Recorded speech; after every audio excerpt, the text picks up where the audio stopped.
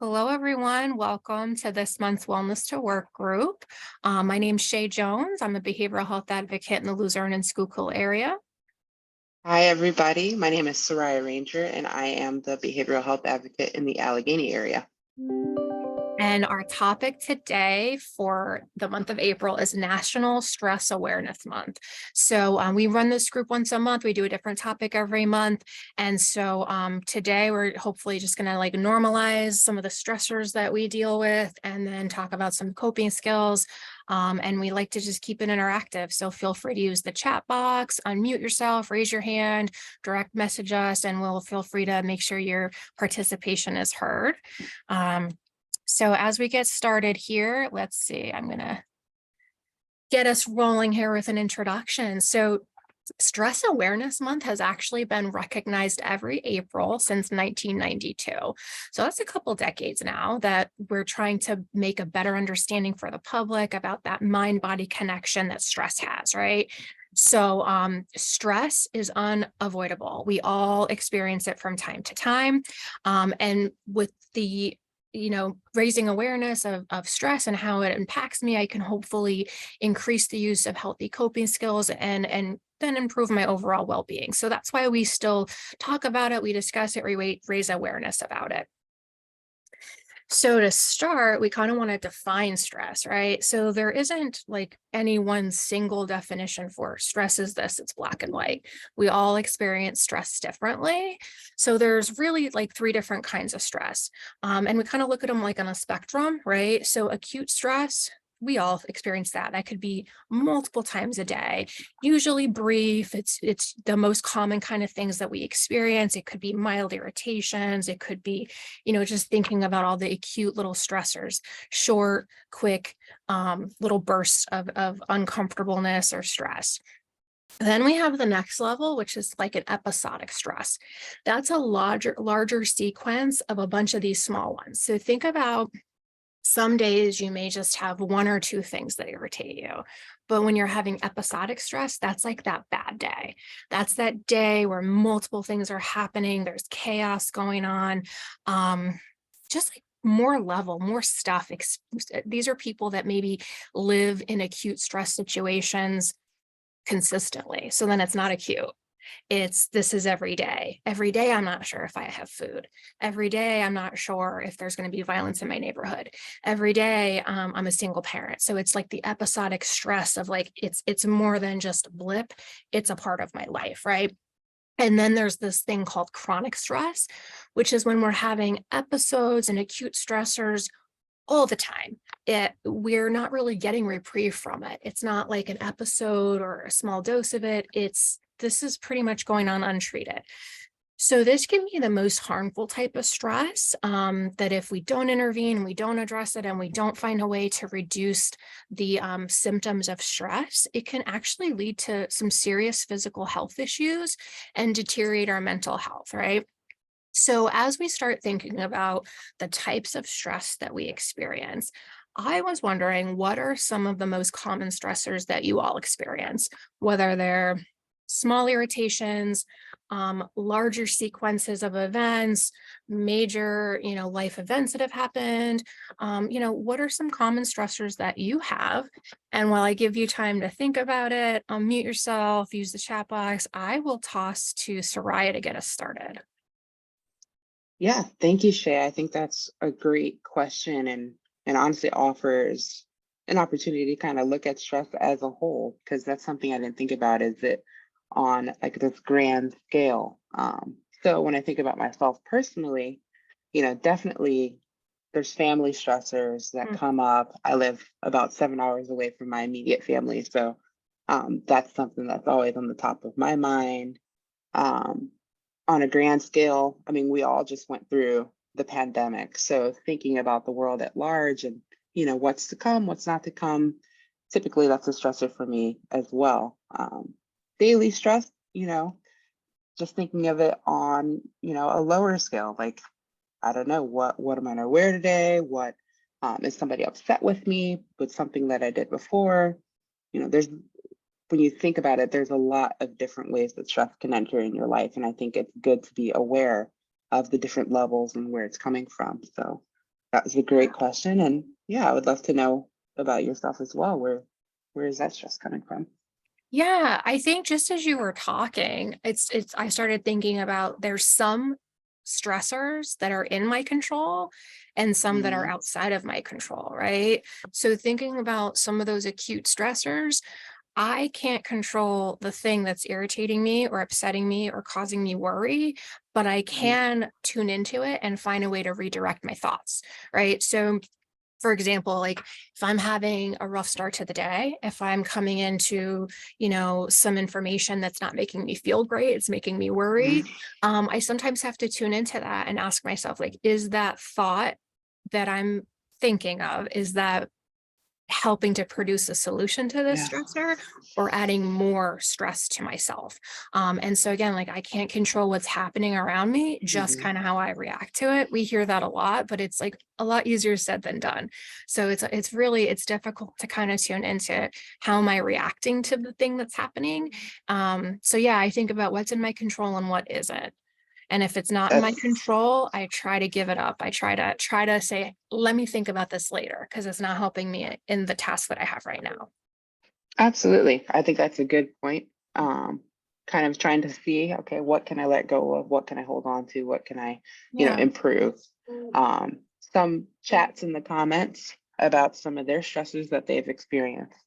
And excuse me if I can't say the name. I'm only saying it as it's appearing, but I see one that says paying bills. Sierra says healthy, or excuse me, having to live 2 hours away from my family. Uh, I resonate with that. That is so hard. Shanae says making sure my children and bills are also paid. Leanna says being a single mother and being pregnant. And then we also have one about cars breaking down and transportation issues. So very, very real areas of stress that we can all experience at the same time and at different times.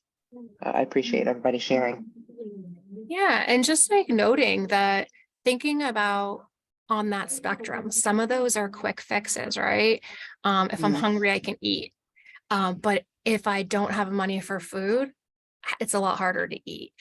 If the Mhm. car is the thing that's helping me get to the food bank or to my paycheck and my car's not working, that's a major stressor versus so money, Mhm. money and finances and social supports. I'm kind of hearing a lot of like, I live far away from my family. I'm a single parent. So lack of social supports is a huge stressor for many of us. Yeah. Even if we have social supports, they're not always maybe consistent, reliable. So yeah, that could be, yeah, throwing you off your game. Any other stressors that you want to share, Soraya? Um, let's see. I guess when it comes down to daily stressors, Mhm. yeah, I do worry about other people. I do notice that I do take on a lot of other people's stressors, and that can kind of get intertwined with my own. So being aware of, like you said, Mhm. what can I do about this? What can I not do Yeah. about this? And trying to adjust that in real time.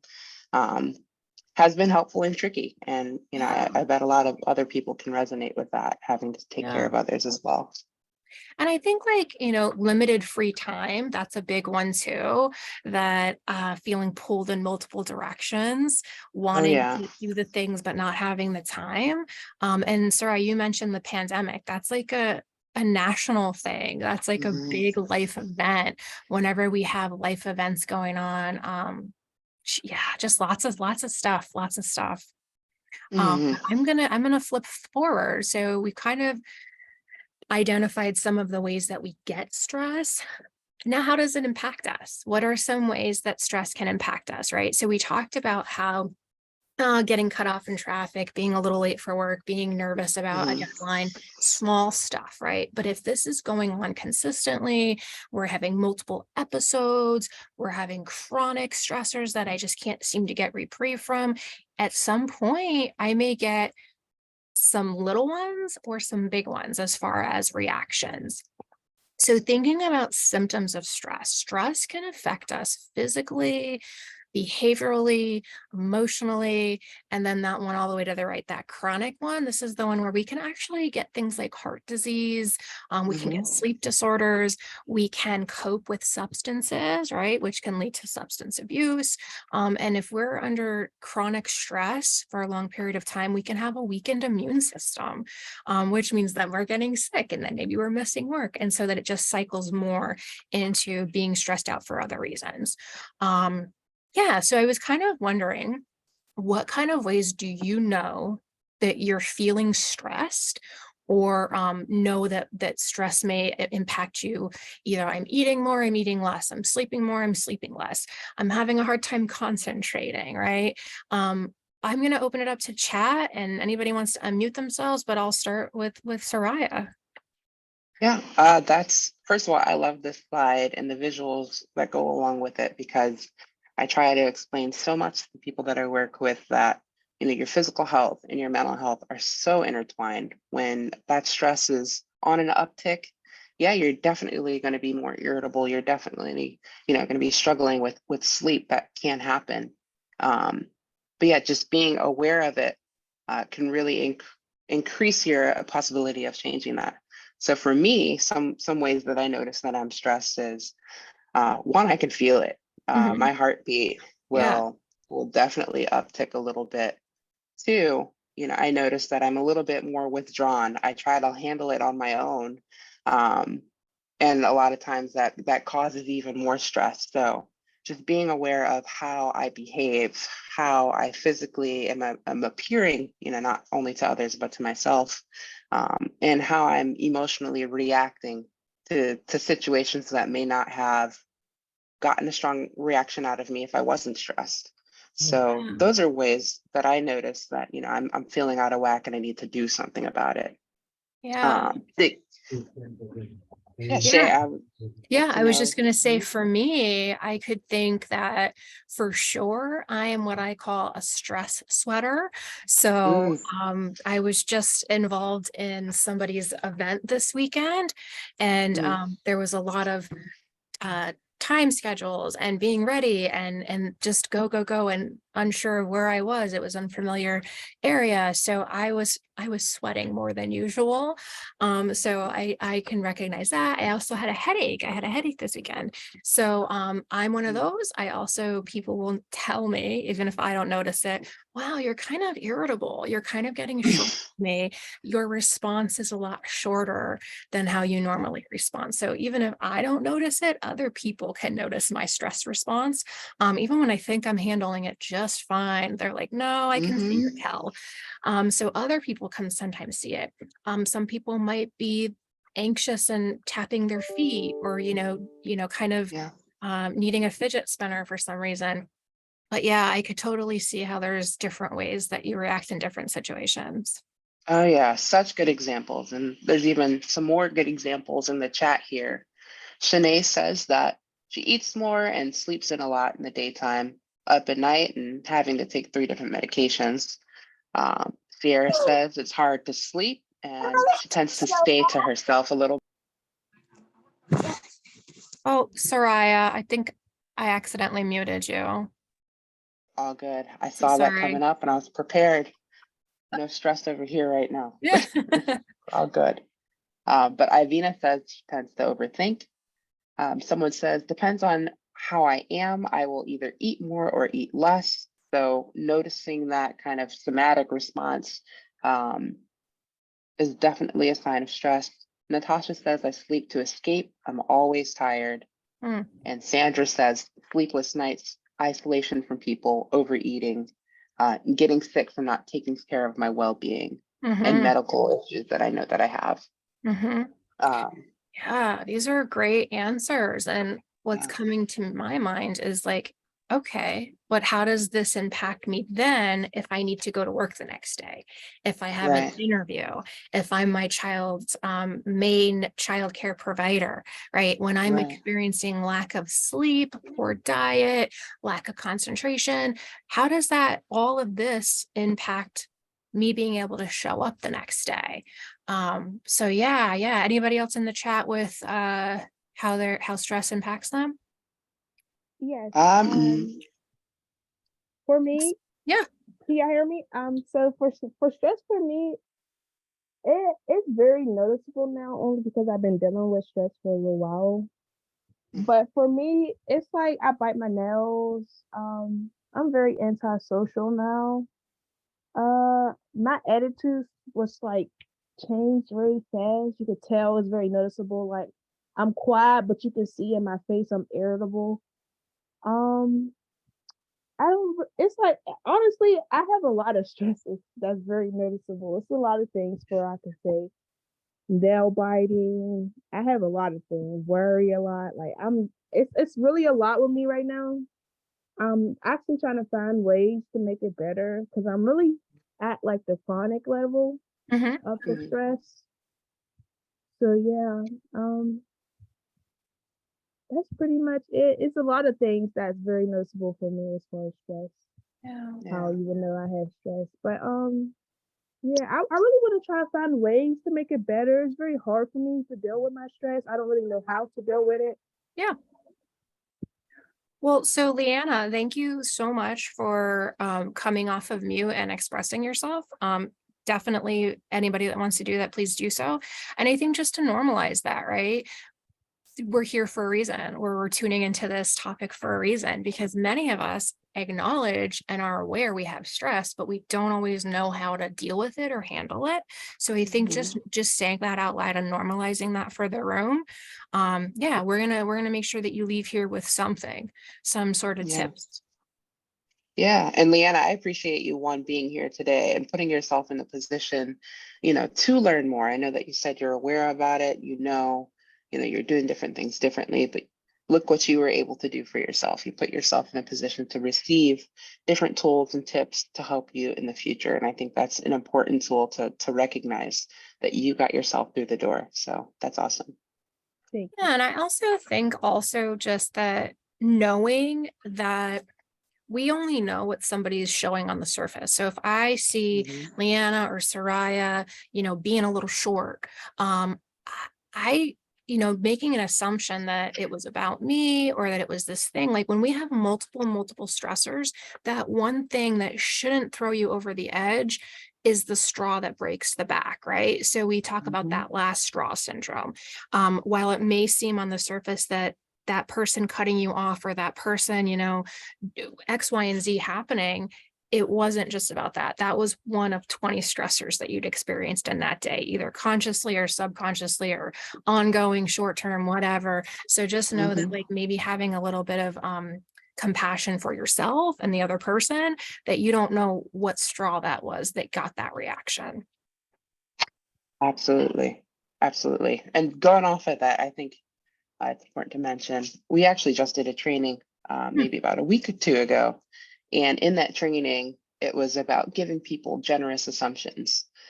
So if a stressful event happens and Yeah. maybe you feel like the other person is at fault, giving them a generous assumption that maybe something that they're going through is the result of that. And that can also help reduce your stress about a situation. So I think that was a good point, Shay. Cool. Very cool. All right, I must flip to the next slide, but if we go forward and you remember you wanted to say something, you can always still throw it in the chat or unmute. So, this is my last slide before I throw it over to Soraya. So just knowing that there's actually research that says stress does not just impact our mental health, it can actually impact us on a cellular level. Mm. So basically, when you're put in stressful situations, certain stress hormones rush into your bloodstream.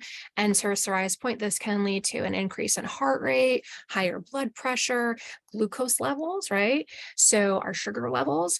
And then this is, when we're in that fight, flight, or freeze thing, right? We need to have that rush so that we can get out of the way as cavemen. We need to get out of the way of the dinosaur or whatever.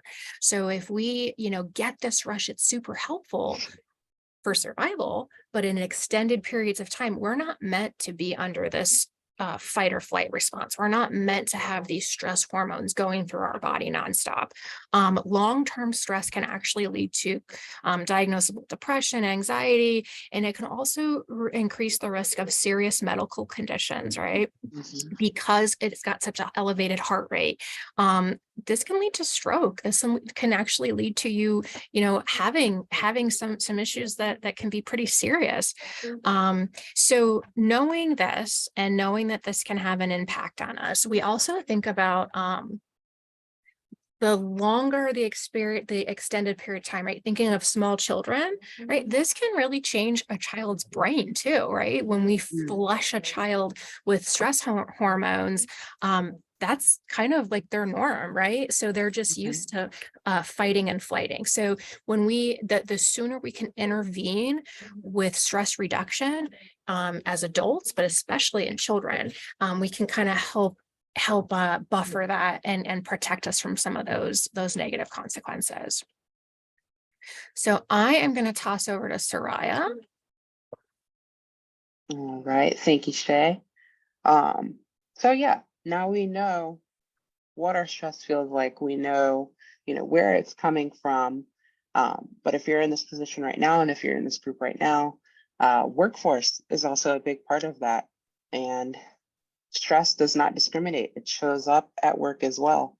And through different studies that were researched, we found that unfortunately 62% of high levels of stress with extreme fatigue, feeling out of control, usually occur at work. And having this 33% of people, have constant but manageable stress, and 5% of people reported having low stress. Unfortunately, we didn't get to interview those 5 people for their exact remedies, but yes, that is the numbers. And the causes of workplace stress are also interesting to look at too.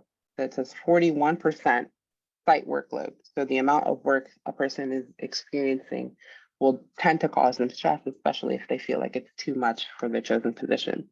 32% say that it's the people. So those daily interactions, your relationships with your coworkers, supervisors, boss, whatever it may have be, can also tend to be a primal space for stress. 18% say juggling work and personal life is a big cause for stress. And I think a lot of us can resonate with that, especially if a lot of stress already comes from our personal life. And then 9% say lack of job security. Finding some kind of income to put food on the table to keep yourself sustained, that's definitely going to cause a huge source of stress. So I wanted to pause here and kind of get everybody else's feedback. And I want to know, in your own personal experiences with stress in work, where do you find that it comes from? Do you resonate with these numbers?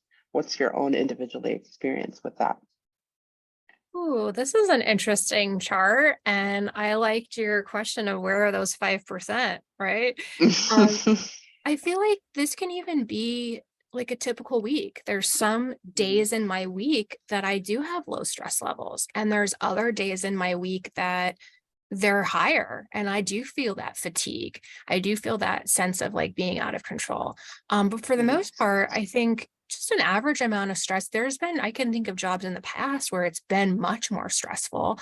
But yeah, I think just tuning into that and knowing that while not many people would say they have low stress levels, it's not non-existent. We can definitely Right. find a balance where, again, I can't control all the stuff that's happening around me in the workplace, but I can choose what I participate in, what I, allow in my bubble for the day.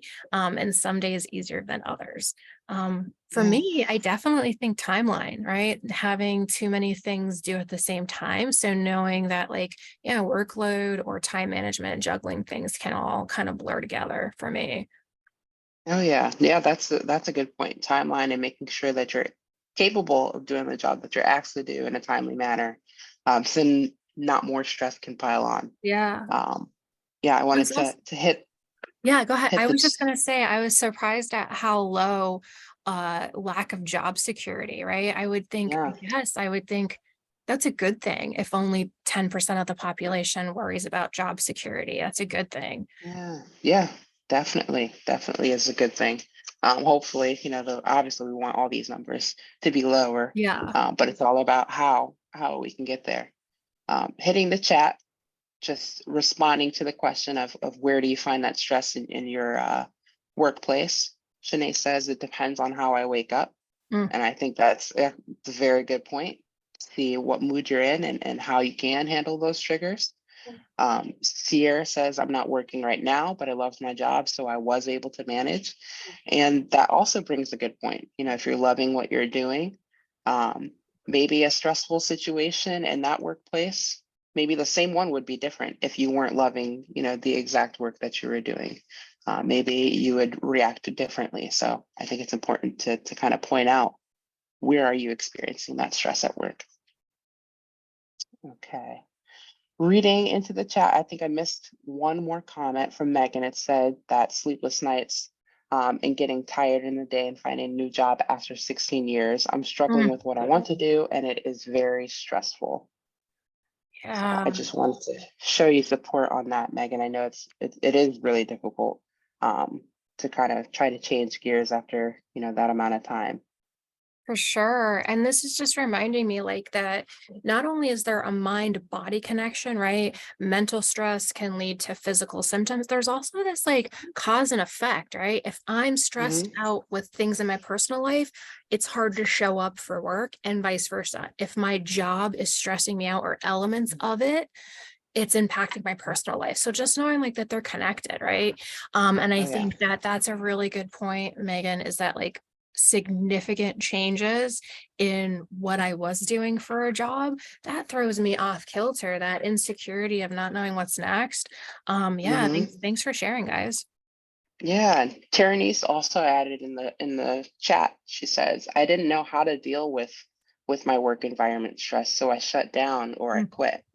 Yep. You know, so not having those tools readily available and being so flooded, so emotionally overwhelmed that it leads you to say, you know what, I'm just not going to deal with it. I appreciate you sharing that, and hopefully in the next few slides, we can give you some more tips and tools to add to your arsenal. And just like normalizing that that is a really normal protective response to isolate Mhm. and avoid procrastination, sleeping, all those things are just leaving. Those are all normal responses because we do not want to feel stress. And so we find a Right. way to deal with it. And if it means just cutting off that phone call, being awake, I mean, we have to Mhm. find balance, right? Protect it. These things are protective in small doses, but just finding a healthy balance of for now, right? Avoid for now, or maybe get a game plan. Yeah, it's normal to want to avoid things that are unpleasant. Absolutely. And then also in the chat, Sandra says, well, at my workplace, it gives me a peace of mind. I'm a caregiver. So a lot of my clients give me strength just to know some of them continue to push and motivate themselves, even having to have someone else to care for them. So they give me stability. Mm, That's the positive side, right? Like, oh, I you love know that. that, yeah, you know your work does involve stress, but finding a little motivator, finding your why to help you push through, I think that is awesome. So thank you for sharing that. That's a cool example. I do think I've heard people say, hey, I'm dealing with some stresses and some losses. I want to stay busy. And so I think, yeah, using work as a stress Mhm. reliever may not be the thing for everybody, but for some people, yeah, staying busy, staying active, staying focused on something besides what's going on at home can be, and you Mhm. said feeling needed, feeling Mhm. valuable, caregiving for others. I think that's a great way, great way. Absolutely. Okay. So we talked about the what, we talked about, you know, how we experience it, you know, where it manifests in our work lives, but how do we cope with it? How do we deal with it on a daily basis? And one way is to try to identify some coping skills and really adhere to them. The slide says learning healthy ways to cope and getting the proper care and support can help reduce stressful feelings and symptoms. So, like we talked about early, um, whenever you are in a stressful situation and you recognize there are some things that are outside of your control, well, recognize when you don't have that control. And as hard as it is, having to find a way to safely let it go. um, Finding aspects of the situation that you do have control over and finding ways that you can remedy the situation or reduce your stress. Focusing your mind on something that makes you feel calm and in control. Personally, I like to use visualization. So if that's finding your happy place, if it's the beach, or if it's with a loved one, trying to really, really focus in and calm your nerves a little bit before you go ahead and take on that next task. And then lastly, trying not to remain fixated on situations that you cannot change. Like I said, this is way easier said than done, but it's Mhm. so important whenever you're able to achieve this. Um, yeah, for me, I know that that kind of happens whenever, I'm working in a team and maybe a deadline is approaching and somebody else is not ready to do to something that they have in their life or their personal life. Well, how I let that go is I can't control that. What can we do next to, make sure that we're meeting the next deadline? Um, Letting go and trying to really understand that it's going to be okay regardless. So. Yeah, and I just wanted to drop in the chat here a worksheet.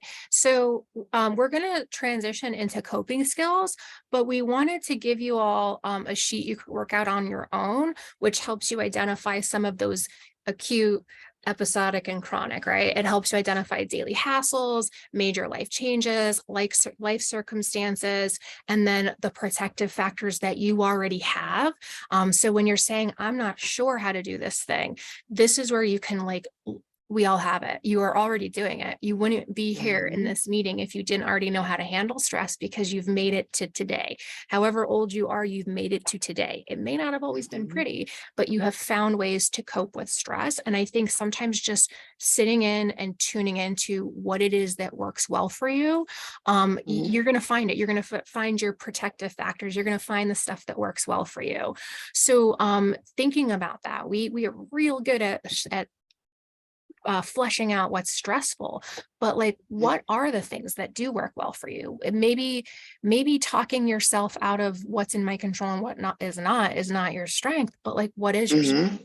What are the things you have going great for you, either in your family, mentally, physically? Like what are your strengths? I think using this worksheet to find some of your protective factors and strengths can be really encouraging to getting you to the coping skills. Yes, I love that. Yeah, please dig in and check out that worksheet that Shay sent over in the chat. It does have lots of goodies. Um, and please feel free to unmute yourself and say some things that you enjoy doing. Hit the chat. I see Ivina says breathing is a very good, I assume, exercise or coping skill to use. Yes, so much so that it is just amazing with what it does to kind of calm down that heart rate that I was talking about earlier and give you that kind of space and chance to rethink that stressful situation.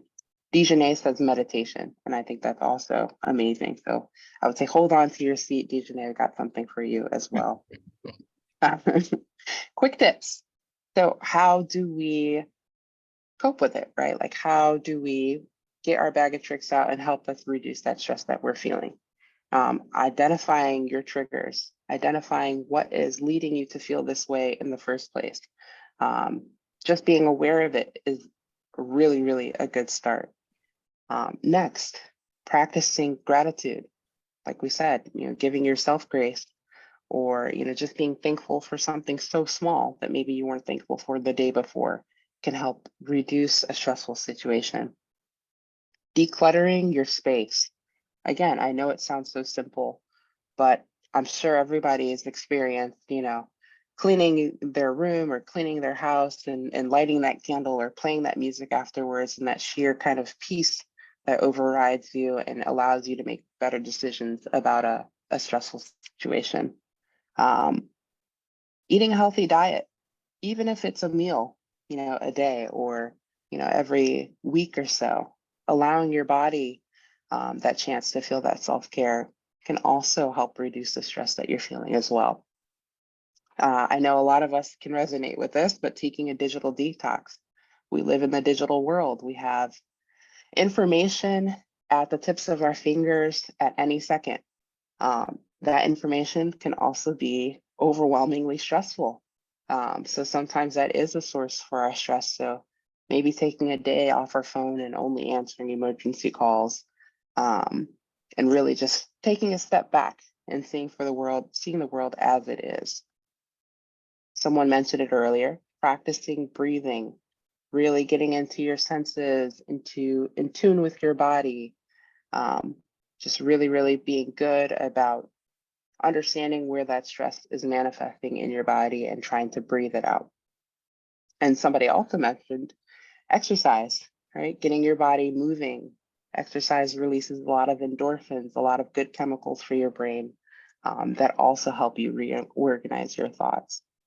So yeah, I would like to take a little break here and love to know more about what you guys, and you guys beat me to it. You're already in the chat with some great feedback. So I'm gonna go through and read some of these. Sandra just says, I just need a couple days to myself. And my son was always my coping mechanism with stress now. And my grandbabies, the sight and well-being of them makes me reevaluate myself. When I get stressed, I clean everything. Every time I'm upset, I immediately start cleaning. Great coping skill. Sierra says cleaning, coloring, listening to music. Amazing. And Sandra also says, I do dates with my son, have one-on-one talks, just playing around with my grandbabies, or hearing or seeing their smile makes everything better for me. I love that. That is amazing. I was wondering when I was doing this research, like why chewing gum was on there. And it does seem like a little odd, like, hey, chew gum. But if we remember, like a couple of the physical symptoms would be like, hey, I'm clenching my teeth, I'm grinding my teeth. So chewing gum is a way to kind of dissipate that energy. We don't think of, so sometimes we might reach for food, but maybe we just need a piece of gum. That's one thing. Yeah, I thought that was kind of like weird. And I was like, why are they saying chew gum? Yeah, and everybody's saying cleaning, but for some of us, because we're avoiding or we're sleeping, our house is getting cluttered, and it's normal to not want to clean. And it does feel good to have a clean house, but know that if yours isn't, there's nothing wrong with you. We all process and handle stress differently, which means we're going to cope with it differently too. So again, I love this reminder at the top left to be gentle with yourself. Yeah. Very cool. Yeah, amazing. And again, in the chat, Dejanay says spending time with my kids, writing music, cleaning and cooking. And then Leanna says, I think I would honestly need a therapist to help through my stress. Comes from a lot of things and I've been dealing with it, but my son is what helps me. So again, that is also a coping skill, knowing when you can outsource your help, knowing when you need to lean on somebody for that. I think that's amazing too, Leanna. And can we also just normalize that last one? So even therapists need therapists sometimes, right? Even if you know the stuff, you still sometimes need an objective person to just hear you without judgment, to you just have a block. You don't see the thing so clearly that maybe somebody else does. There is absolutely nothing wrong with being a consumer of therapy and counseling services, support groups. Just normalize that even therapists use therapists. Absolutely. So while you're in the program, reach out to Soraya or your other behavioral health advocate in your area, Catherine, myself, and we're happy to just connect with you, talk with you, get you set up with other services. Absolutely. So yeah, to go to the next slide, Sure. someone did mention meditation earlier. And Shay is like the guru of finding these wonderful meditation videos that coincide with our content. And So I just want to, go I'm ahead, sorry. Shay. I was just going to say, remembering micro self-care, we may only have 1 minute. And if I may not be able to do 5 minutes, 10 minutes, 30 minutes, but like you can do micro self-care. You may not be able to clean your house all in one setting, but like maybe I just do a corner or the desk or the thing. So just finding micro self-care, I think, is really a manageable way to deal with it. Absolutely. And to really just go into what you just said, Ivina commented and said, take 5 minutes or 10 minutes just for yourself. Yeah. Right. Just for you. It could be self-care, cleaning a corner. It could just be to think through what you're going to do that day. I think that's a great tip too. So Okay. yeah, I'll hit the play button on this. If there's any problem with the sound, let me know, but I put the link. These are free. Just Google 5-minute meditations and they have all different themes free on the YouTube. All right.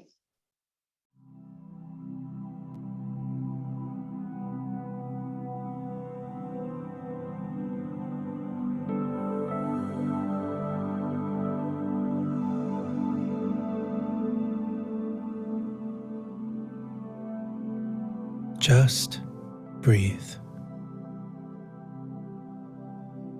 Breathe in and out.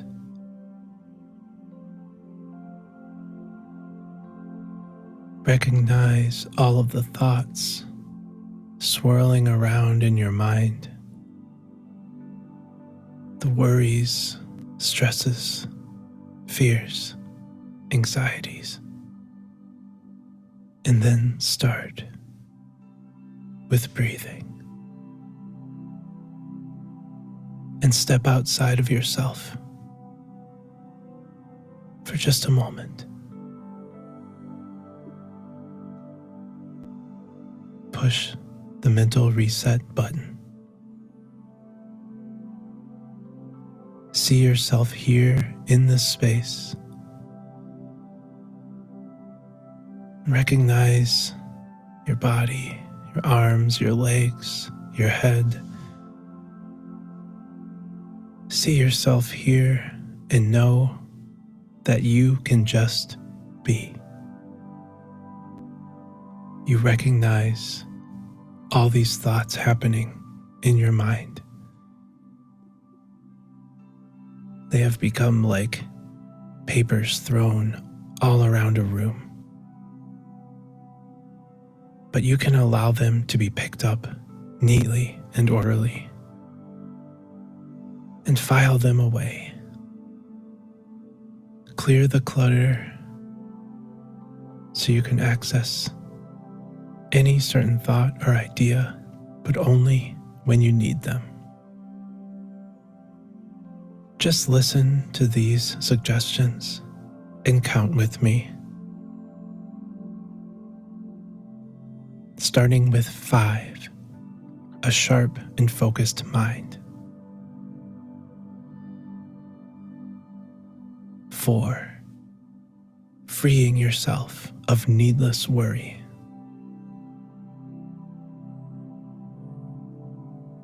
3, presence of mind, right here and now.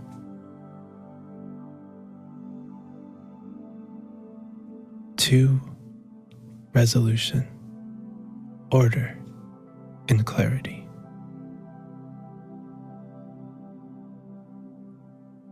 1, a free and open mind.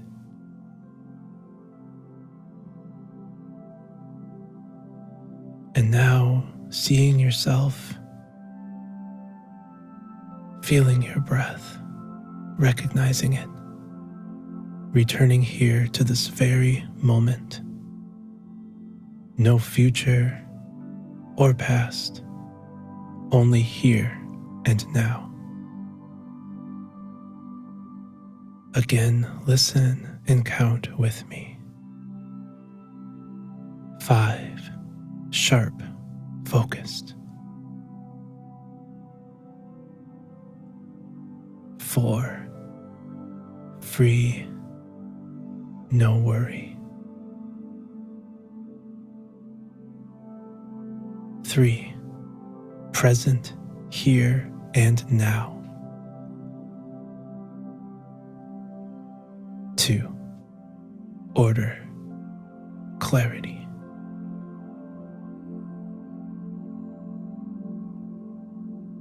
1, mind free and open.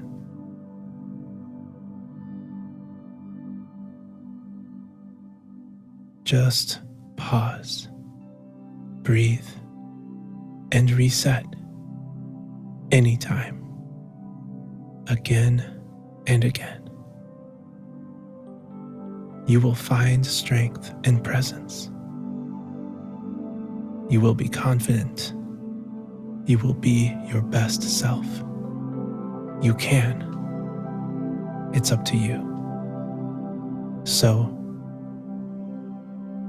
press reset.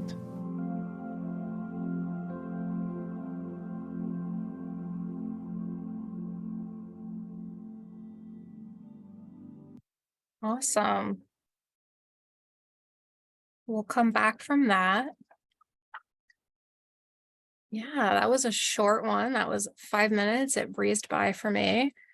Yeah, anybody wants to throw reactions in the chat box, thank you so much, Soraya, for leading that one.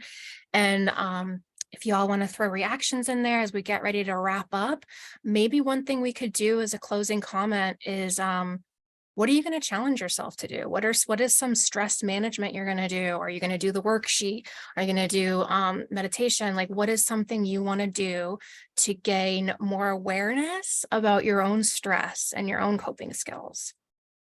And as you're Oh, doing, I just want to remind everybody that we do a once a month mailing, a wellness to work newsletter. And if you're not already getting it, I'm going to put the link in here for everybody to sign up. It's on the CareerLink contact us page. So I'm going to put it in the chat here.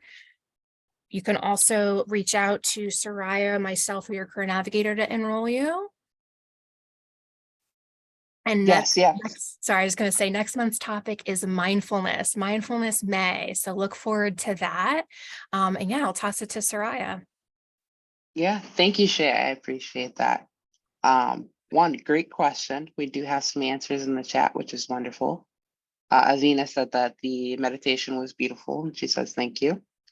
Shanae says have some more time for myself. Someone says meditation. Sierra says make more time for myself. So I think that we're all aware, that we have to kind of pour into our own cup a little bit here. It seems like people are pouring into others, and maybe that's spreading us thin. So turning that awareness inward and kind of just being more aware of what you need on a daily basis. So I'm going to take it one step further, right? These Mhm. are great, but how? Like, hold yourself accountable with the how. So I will make more time for myself by fill in the blank and make it tangible. So for me, I might say, I will not hit the snooze button tomorrow. I will get up out of bed and I will do whatever. It doesn't have to be anything other than get out of bed. But I will not hit the snooze tomorrow. And that's how I'm going to have more time in my day. I like that. I like that a lot. In the chat, Dejanay says, I'm going to try the worksheet and make more time for myself along with my usual prayer and meditation. So thank you for the specific examples. I think for myself, I'm going to try to eat a healthier, balanced diet and try to introduce some veggies, some fruit in there, because I noticed that I feel more energy and more willing and ready to tackle a stressful situation when I am properly nourished. So I'm going to even use Soraya as an example. Let's get rid of the word try. I'm going to do it. If I don't have the fruit and veg, I'm going to stop at the store today. I'm going to have one fruit or one veggie with every meal tomorrow. Absolutely. That's a great example. And I appreciate the addition to that. I will ask one more thing. If you are in this group chat right now and your name is not popping up or you're using a mobile device, could you please do me a favor and type your name into the chat just so that we know and have your attendance and we can mark you as attended. Yeah. So yes, if you're using like a phone or some kind of device and it's not showing up your name, please type your name in there for me. And I'm going to throw one more thing in the chat. Thank you. Thank you, LaShawn. I'm going to throw one more thing in the chat here. So we like to do anonymous surveys. We like to hear from you. I either liked this thing or I didn't like this thing. There's 3 questions. Click, click, click, and then we have an open area if you want to put a comment in there. We give these out once a month. We read them. And if there's anything that you want to give as far as feedback, we'd love to hear it. So here's the survey. Yeah, and we're just coming up on like 12:52. So any last minute comments, questions, suggestions, just feel free to unmute. Yeah, feel free to unmute and go from there. And Leanna says, go ahead. Go ahead. You got I was just going to say, Leanna, that's a great identifier. And let's just connect you. I'm not sure what county you're in, but let's connect you with your behavioral health advocate, and you can do some texting, get some resources, maybe talk one-on-one, and get you set up with either the behavioral health advocate for some short-term stuff or get you connected for long-term stuff. Awesome. Thank you all. Thank you all so much. I hope this was good. I hope this was helpful, and I hope it makes you feel more. I did have a quick question. Yeah. I was trying to see if I'm able to get a behavioral health advocate. That Like would be maybe me. somebody that will be able to talk to me one-on-one. Absolutely. Yep. Yeah. What county Yep. are you working in? I'll go- Allegheny County. Yep. So that'll be Soraya. Soraya can connect with you. Okay, Yep. Tequila, I'll call you after this if that's okay with you, if you're still available. that's fine.